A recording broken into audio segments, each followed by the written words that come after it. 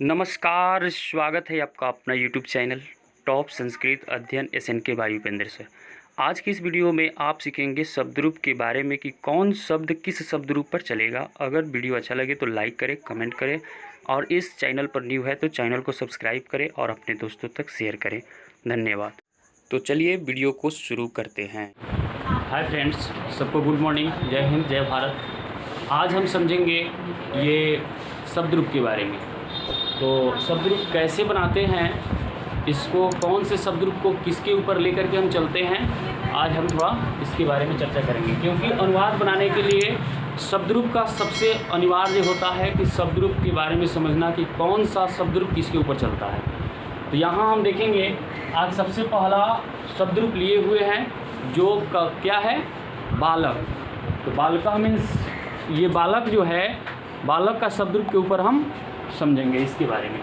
तो ये कह रहा है कि बालक जो है अकारांत पुल्लिंग है। अकारांत पुल्लिंग के नाम से क्यों जानते हैं, तो समझिए ये क्या कह रहा है। कहने का मतलब ये है कि इसको लास्ट में हम देख करके समझते हैं कि यह कौन सा क्या है, लेकिन इसमें होता है अकारांत, आकारांत, इकारांत, उकारांत। ये ऐसे होता है, बड़ी इकारांत भी होता है, छोटा बड़ा भी होता है और छोटा भी होता है। जैसे में यहाँ समझिएगा, हम इसको अकारांत क्यों बोलते हैं इसके बारे में पहले समझ लीजिए। क्योंकि बालक है और इसके अदर भी यानी कि दूसरे शब्दरूप के बारे में भी हम चर्चा करेंगे। तो यहाँ बालक लास्ट में क्या मिल रहा है, अ मिल रहा है ना। तो जब भी लास्ट में अ मिल जाएगा तो उसको क्या कहेंगे, अकारांत। लास्ट में अगर आ मिलेगा तो उसको कहेंगे आकारांत। जैसे में देखिए, कहेगा लता, लास्ट में क्या मिल रहा है, आ। तो जब भी लास्ट में, लास्ट के अनुसार से हम इसका पहचान करते हैं और उसके बाद इसमें देखेंगे कि वो स्त्रीलिंग है या पुल्लिंग है। तो ये बालक क्या है, पुल्लिंग। तो यहाँ अकारांत, इसको हम पुल्लिंग बोलेंगे। अब जितना भी शब्दरूप यानी कि बालक के शब्दरूप पर कौन कौन चलने वाला रहेगा, तो देखिए जितना भी अगर लड़का का नाम रहेगा और लास्ट में यानी कि अ मिलेगा, उसके आगे जो है आकार, हार्सिन, दीर्घिन, तारकुन, बार्जुन अगर कुछ नहीं रहेगा तो उसको किसके शब्दरूप के ऊपर चलाएंगे, अकारांत पुल्लिंग यानी कि बालक के शब्दरूप पर। जैसे में हम देख रहे हैं यहाँ है राम, यहाँ आकार, हार्सिन, दीर्घिन, तारकुन, बार्जुन नहीं है, क्या चीज़ के शब्दरूप पर जाएगा, बालक के ऊपर। श्याम, लास्ट में क्या मिल रहा है, अ, तो यह भी अकारांत है। अश्याम लड़का, तो ये हो जाएगा पुल्लिंग, अकारांत पुल्लिंग। इसको किसके ऊपर चलाएंगे, बालक के ऊपर। मोहन, लास्ट में फिर इसमें क्या मिला, अ। तो यानी कि आप इससे समझ गए होंगे कि जब भी कोई लेकिन शब्दरूप आएगा और उसके लास्ट में अगर अ मिलेगा तो उसको हम किसके ऊपर लेकर के जाएंगे, अकारांत पुल्लिंग के ऊपर यानी कि बालक का शब्दरूप के ऊपर। इतना समझ में आया। फिर उसके बाद देखिए, हमको बताइएगा राजा का शब्दरूप किसके ऊपर चलेगा, राजा का शब्दरूप अकारांत पुल्लिंग पर चलेगा, अकारांत। ये अकारांत नहीं है, ये क्या है, आ मिल गया, आकारांत है ये। तो ये क्या है, आकारांत। तो अकारांत पुल्लिंग तो ये नहीं ना है, तो यह बालक के ऊपर नहीं चला सकते। समझ में आया। फिर उसके बाद में देखिए, कहेगा राजू, चलेगा बालक पर, नहीं चलने वाला है।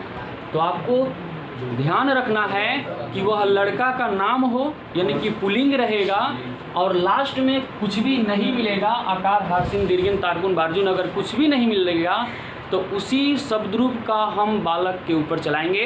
अन्यथा अगर लास्ट में आकार, हार्सिन, दीर्घिन, तारकुन, बार्जुन अगर मिल जाएगा तो उसको हम बालक के ऊपर नहीं चला सकते हैं, याद रहेगा। उसके बाद देखिए, अब यहाँ हम जैसे में जो लिए हुए हैं, क्या ये सब चलने वाला है कि नहीं, चलने वाला है।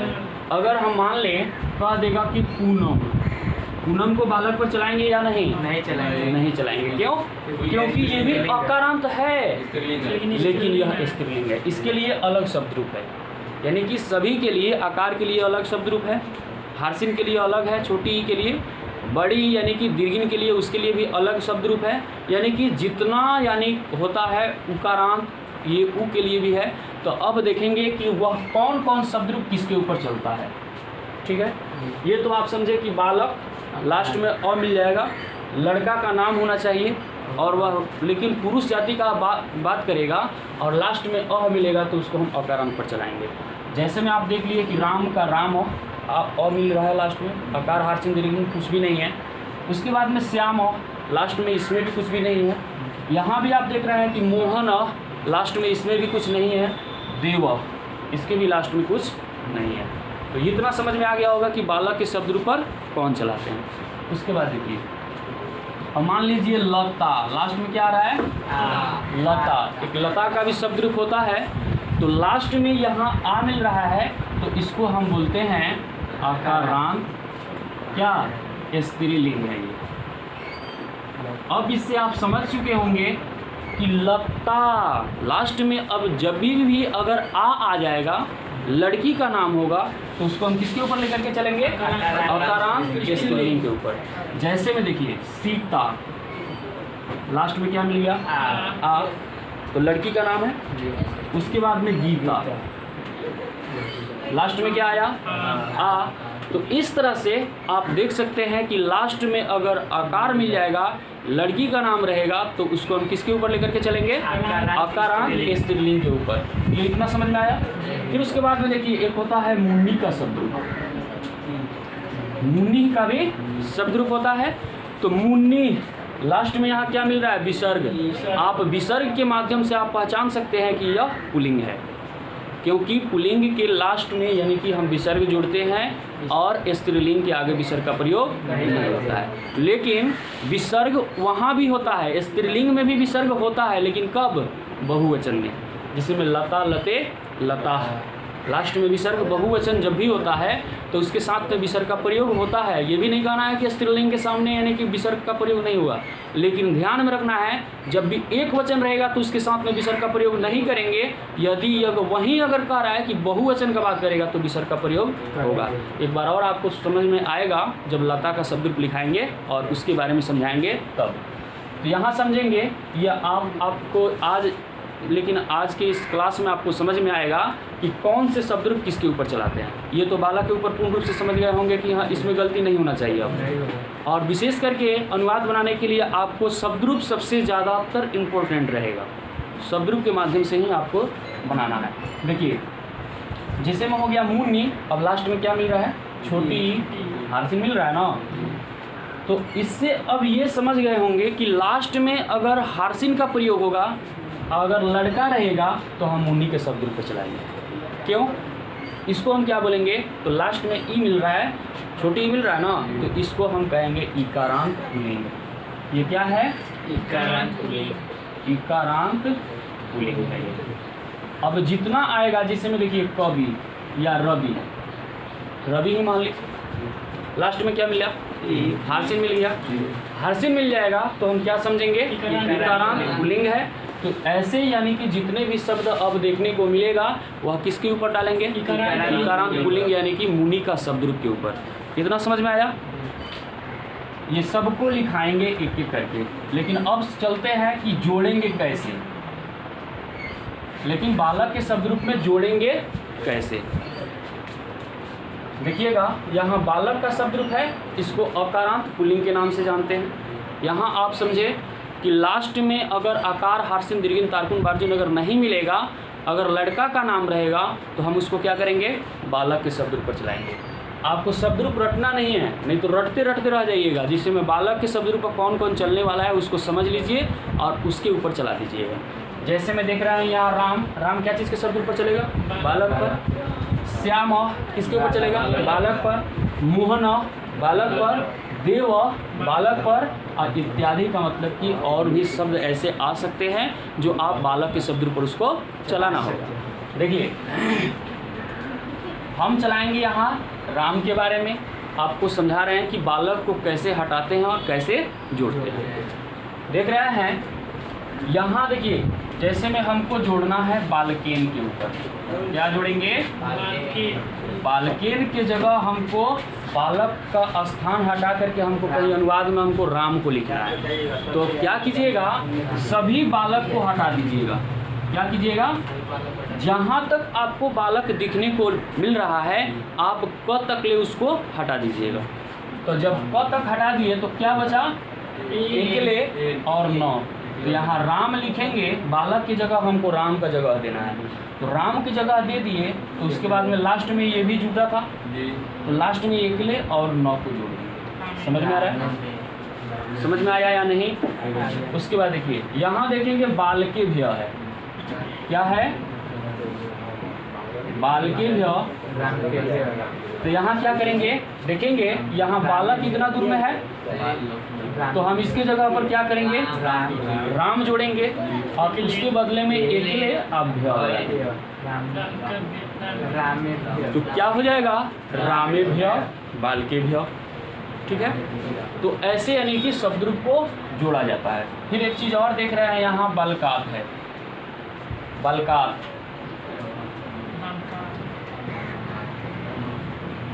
बलकात है ना, तो इसको हम कैसे जोड़ेंगे, तो देखिएगा यहाँ तक तो क है, बालक यहाँ तक मिला, तो उसके जगह पर हमको राम लिखना है। तो क्या हो जाए, आकार और तो है, तो इसको लास्ट में आप जोड़ लेंगे, कोई दिक्कत नहीं। समझ में आया या नहीं? ये ऐसे बनते हैं आपका शब्द रूप। तो आपको HW से बना करके आना है, या रामह का भी बनाना है, श्यामह का बनाना है, मोहना का बनाना है और देवह का बनाना है। जब इतना बना लेंगे तो आपको शब्द रूप यह याद भी हो जाएगा और बनाने भी आ जाएगा। अब देखिए क्वेश्चन का पैटर्न कैसे आपके एग्जाम में पूछता कैसे है, यहाँ पर फोकस दीजिएगा। कह देगा आपके एग्जाम में कि बलकात में कौन सा विभक्ति है, बलकात में कौन सा विभक्ति है। तो विभक्ति के बारे में इसके यहाँ देख रहे हैं ना, तो ये सब क्या है, विभक्ति है। तो देखेंगे यहाँ बालकात, तो बालकात के पहले क्या है, पंचम, पंचमी विभक्ति। इसको पढ़ेंगे क्या, तो प्रथमा विभक्ति, द्वितीय विभक्ति, तृतीय विभक्ति, चतुर्थी विभक्ति, पंचमी विभक्ति, षष्ठी विभक्ति और सप्तमी विभक्ति। और यहाँ है क्या, संबोधन। तो संबोधन में भी अनुवाद बनता है। और यहाँ देखेंगे, यहाँ प्रथमा विभक्ति में क्या क्या है, तो बालकः बालकौ बालका, ऐसे याद करना है। द्वितीय विभक्ति में क्या है, तो बालकम बालकौ बालकान। तृतीय विभक्ति में क्या है, बालकेन बालकाभ्याम बालकय। चतुर्थी विभक्ति में क्या मिला, बालकाय बालकाभ्याम। इसका मतलब तो आप समझ लिए होंगे कि इसका मतलब ये ऊपर वाला जो है वही है। तो फिर उसके बाद में पंचमी विभक्ति में है बालकात बालकाभ्याम बालकेभ्याम। षष्ठी विभक्ति में क्या है, बालकस्य बालकयो बालका नाम। सप्तमी विभक्ति में है बालके बालकयो बालकेषु। और संबोधन में हे बालक हे बालको हे बालिका। तो ये रहा क्या, अकारांत पुल्लिंग यानी कि बालक का शब्द रूप। अब आपका क्वेश्चन पैटर्न जो है कैसे पूछेगा, ये पहले भी आप एक बताए हैं कि बलकात में कौन सा विभक्ति है। तो आपको चुनना है कि बलकात में पंचमी विभक्ति है। तो आ देगा बालकः में कौन सा विभक्ति है, तृतीय। तो तृतीय विभक्ति है। तृतीय होगा कि तृतीय, तृतीय बहुवचन होगा, खाली तृतीय होगा, तृतीय विभक्ति, तृतीय विभक्ति ऐसे तृतीय विभक्ति होता है। द्वितीय विभक्ति, प्रथमा विभक्ति, चतुर्थी विभक्ति, पंचमी विभक्ति, पंचमी विभक्ति, षष्ठी विभक्ति, सप्तमी विभक्ति, ऐसे होता है। हाँ, सप्तमी विभक्ति। इसमें देखिए क्वेश्चन जैसे में आपको पूछ देगा कि बालकस्य में कौन सा विभक्ति है, तो षष्ठी विभक्ति। इसमें से चुनने में किसी को दिक्कत नहीं। आपका एग्जाम में फिर ऐसे भी क्वेश्चन बनता है। क्वेश्चन देखिए कैसे पूछता है, कह देगा स ग्रामात् आगच्छति, कह देगा कि वह गांव से आता है। इसमें क्या करेगा कि यहाँ रेकरिंग दे देगा और कहेगा कि रेखांकित के जगह हम कौन सा विभक्ति का प्रयोग किए हैं। तो एक तो ऐसे पूछ देगा कि बलकाय में कौन सा विभक्ति है, वहाँ से क्वेश्चन आपको पकड़ना है। फिर उसके बाद में यहाँ ग्रामात में कौन सा विभक्ति है, तो देखेंगे यहाँ आत लगा है, तो यह कौन सा विभक्ति है, पंचमी विभक्ति। तो ऐसे समझ में आया, बालक के शब्द रूप समझ में आया कि नहीं। तो इसके ऊपर एक चीज़ और ध्यान में रखिएगा, आज दो शब्द रूप के बारे में आज चर्चा कर दे रहे हैं। ठीक है, देखिए यहाँ ध्यान दीजिएगा, ये बालक के शब्द रूप ऐसे होते हैं और एक और होता है फल का शब्द रूप। यहाँ होता है एक वचन, द्विवचन और बहुवचन। इसी के ऊपर सेम चलता है प्रथमा विभक्ति और द्वितीय विभक्ति। मात्र इसमें प्रथमा विभक्ति और द्वितीय विभक्ति ही याद रखना है। इसमें क्या होगा, फलम, फले, और यहाँ होगा फलानी। फिर द्वितीय विभक्ति में सेम यही होता है, द्वितीय विभक्ति में सेम यही होगा। और तृतीय से हम क्या करेंगे, बालक का शब्द रूप इसके ऊपर ला लेंगे तृतीय विभक्ति से। तृतीय विभक्ति में क्या होता है, बालकेन होता है, तो यहाँ क्या हो जाएगा, फलेन, फलेन बाल। फिर उसके बाद में यहाँ क्या हो जाएगा, फलाभ्याम। यहाँ से आप क्या कीजिएगा, तृतीय विभक्ति के ऊपर इसको चला लीजिएगा, कोई दिक्कत। देखिए अब इसके बारे में थोड़ा समझेंगे कि फल के ऊपर अब कौन कौन जाने वाला है। तो फल, फलम, लास्ट में क्या मिल रहा है, लास्ट में फलम म मिल रहा है, म मिल रहा है ना, फलम। तो जब भी कोई ऐसा शब्द मिले जिसमें जान प्राण नहीं हो तो उसको हम क्या करेंगे, नपुंसक लिंग समझते हैं। तो जैसे में हो जाएगा कलमम, कलमम हो गया, पुस्तकम, विद्यालयम, गृहम, ये सब शब्द रूप किसके ऊपर जाएगा, तो बालक के शब्द रूप की यहाँ तृतीय विभक्ति से तो बालक के शब्द रूप पर, लेकिन कहेंगे क्या, वह चलेगा फल के ऊपर, फलम। गृहम लास्ट में म मिल गया, उसकी जाति से मिल जाएगा, तो हम उसको यानी कि फल के शब्द रूप पर उसको लेकर के चलेंगे। जैसे में देख रहे हैं ग्रामम, ग्रामम, क्या गाँव में जान प्राण है, विद्यालय में जान प्राण है। जिसमें जान प्राण नहीं होगा लास्ट में अगर म मिलेगा तो किसके शब्द रूप पर, फल के ऊपर। जिसमें अकारांत यानी कि लास्ट में अ मिल जाएगा तो उसको किसके ऊपर चलाएंगे, अकारांत पुल्लिंग होना चाहिए तब बालक के ऊपर जाएगा। स्त्रीलिंग होगा तो उसके लिए अलग शब्द रूप है। तो ये चीज़ समझ में आएगी आपको।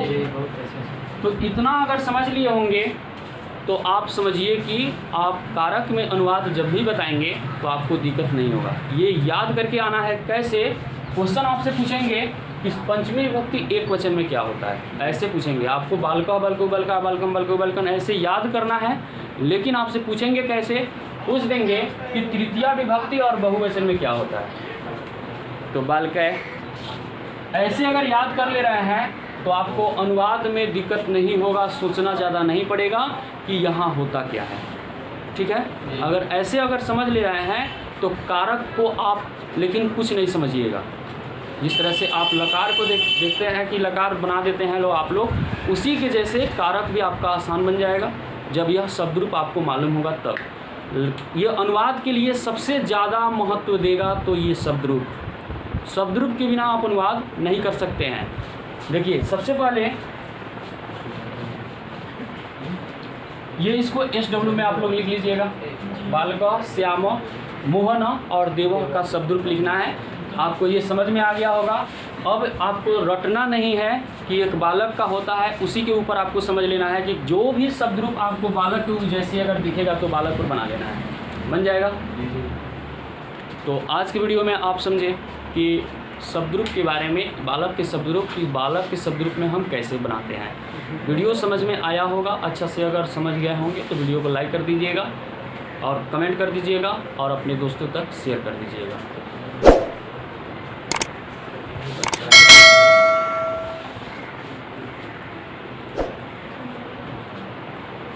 और फिर इसके बाद यानी नेक्स्ट वीडियो में आपको देखने को मिलेगा लता के शब्द रूप यानी कि 4 से 5 दिन में आपका शब्द रूप समाप्त हो जाएगा। उसके बाद चलेंगे हम कारक के ऊपर। तो फिर मिलते हैं नेक्स्ट वीडियो के साथ। जय हिंद, जय भारत।